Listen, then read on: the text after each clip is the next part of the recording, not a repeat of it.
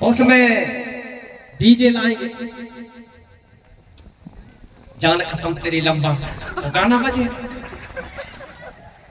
काम संस्कृति खत्म कर रहा है यार भैया तुम, और ऐसे गीत नहीं बजाने हैं।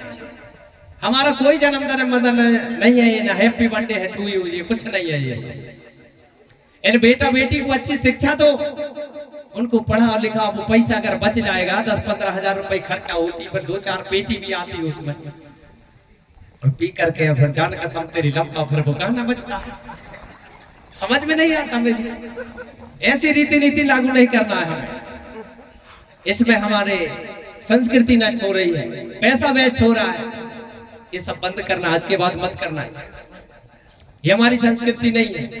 वो पैसा 10-15 हजार रुपया टेंट माइक में लगेगा, उसमें सोसेप लाएंगे और वो अंडे वाला केक उसको काटेंगे, उसमें मोमबत्ती जलाते हैं। 1 साल का है तो 1 मोमबत्ती, 2 साल का है तो 2 मोमबत्ती, 3 है तो 3 साल का है, और जला कर फूंक के बुझाता है। और मरे व्यक्ति को दीप जला के याद किया जाता है, और जिंदा व्यक्ति के सामने दिया बुझाया जाता है। और दिया बुझ जाता है तो क्या कहते भैया, अच्छा अनहोनी हो रही है, कहते हैं ना अनहोनी हो रही है, और होता है आंखों के सामने अनहोनी कर रहा है, साहब दिया बुझा कर अनहोनी कर रहा है।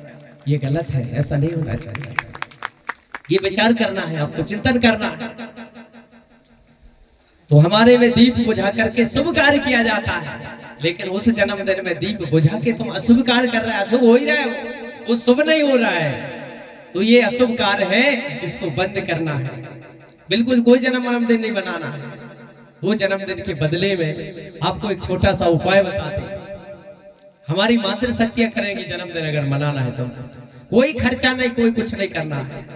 12 दीपक लीजिए मिट्टी के, और जो बेटा बेटी है उनको बीच में बिठा लीजिए, और बीच में बिठा करके 12 महिलाएं हैं वो दीप लेकर के गीत गाएंगी। क्या गीत गाएंगी? जो गोल गोल घूमेंगी, ऐसे जैसे हम सुबह घूम रहे थे, हाथ में दाहिने हाथ में दीपक रखेंगी और गोल गोल घूम करके स्मरण पाठा गीत गाएंगी।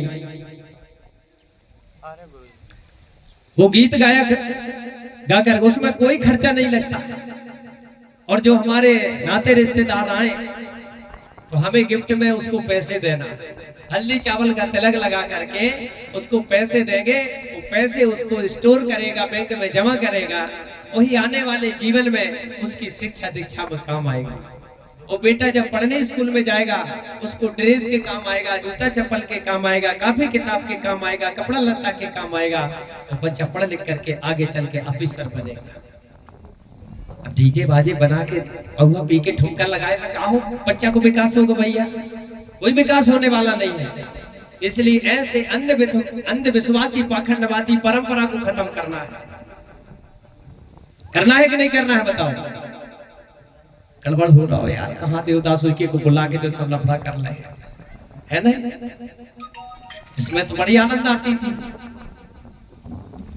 तो ये सब आपको बंद करना है, ये हमारी रीति रिवाज नहीं है। वही पैसा अगर बेटा बेटी का बचेगा, जब बड़ा हो जाएगा उसके शादी के काम आएगा, उसके विवाह के काम आएगा। तो इस प्रकार से हमें अपने रीति रिवाज और प्रकृति की विज्ञान से चलते हैं, पराविज्ञान से चलते हैं, वो हमको मानना चाहिए। हमें किसी की नकल नहीं करना, नकल में अकल होना चाहिए, अकल होना चाहिए। अकल नहीं है तो नकल काम नहीं देगी। ठीक है ना भैया? जैसे हमारे तरफ पहले विवाह में ढपला बजता था, आपके तरफ भी बजता होगा।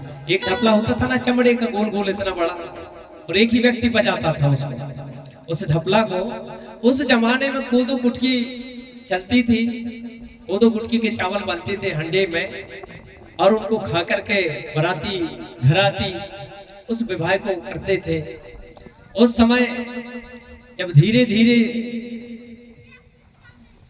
जब लोग अपनी रीति नीति को छोड़ने लगे, गैरों की नकल करने लगे, टेंट बजवाने लगे, बैंड बुलवाने लगे, और जयमाला के विवाह करने लगे, तब ढपला कहने लगा। गोंडी भाषा में यहाँ के गोंडवाना के लोगों से कहले भैया तुम अभे मौका है समझ जाओ, ये अकल अकल लगाओ, थोड़ी नकल में ना पड़ो। तो क्या समझा रहा है वो?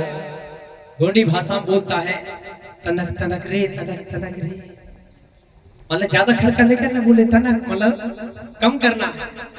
तनक तनक रे, तनक तनक रे, तनक तनक रे, लपटा को दई में रहियो, नुक्ति में ना जइयो। वो बता रहा है, बोले अपने जो गोदो गुटकी थे उसी में रहना, बोले नुक्ति मुक्ति के चक्कर में मत जाना, इसमें बर्बाद हो जाओगे। तो वो समझा रहा था अपनी भाषा में कि तनक तनक रे, तनक तनक रे, लपटक दई में रहियो, नुक्ति में ना जाइयो।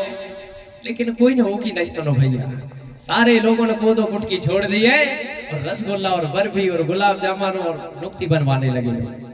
पूरा है ना भैया?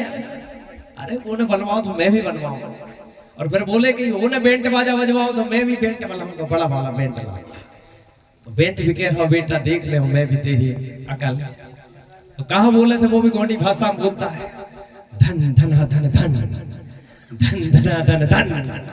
कहता बेटा तोरे बस की हो ना हो, तेरे पास पैसा हो ना हो, मुझे तो 20,000 चाहिए, तेरा दाना दान करवा दूंगा।